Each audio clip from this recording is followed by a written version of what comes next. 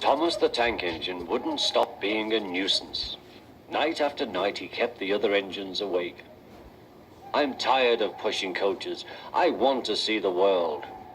The other engines didn't take much notice, but Thomas was a little engine with a long tongue.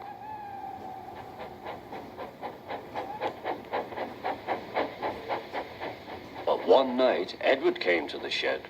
He was a kind little engine and felt sorry for Thomas. "I've got some freight cars to take home tomorrow. If you take them instead of me, I'll push coaches in the yard." "Thank you," said Thomas. "That will be nice."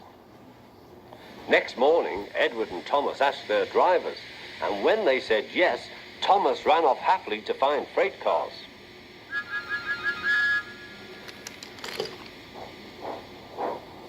Now, the freight cars are silly and noisy. They talk a lot and don't attend to what they are doing.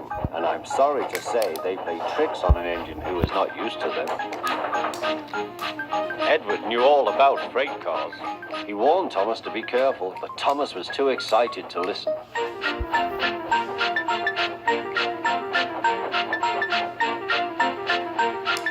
The shunter fastened the coupling, and when the signal dropped, Thomas was ready.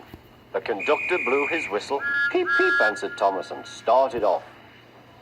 But the freight cars weren't ready. "Oh, oh, oh," they screamed. "Wait, Thomas, wait."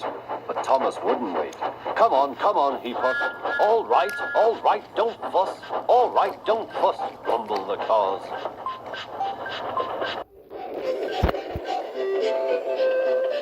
Thomas began going faster and faster. "Whee!" he whistled as he rushed through Henry's tunnel.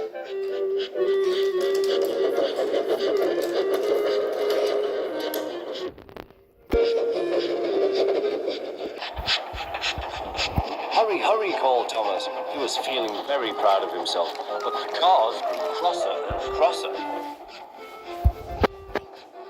At last, Thomas slowed down as he came to Gordon's Hill.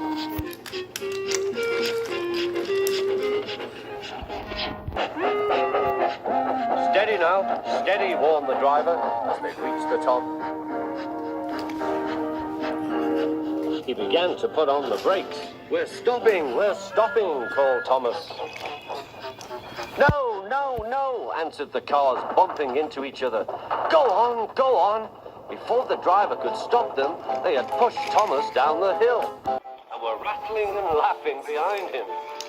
Poor Thomas tried hard to stop them from making him go too fast. Stop pushing," he hissed. The cars took no... Giggled in a silly way.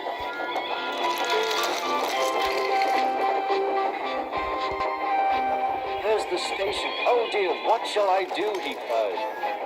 Straight through and swerved into the goods yard.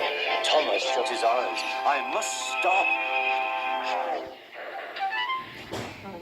When he opened his eyes, he saw he had stopped just in front of the buffers.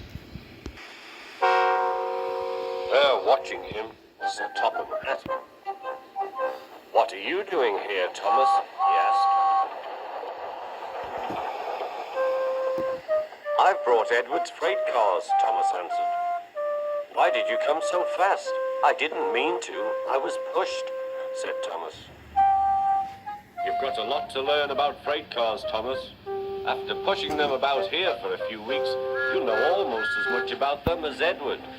Then you'll be a really useful engine."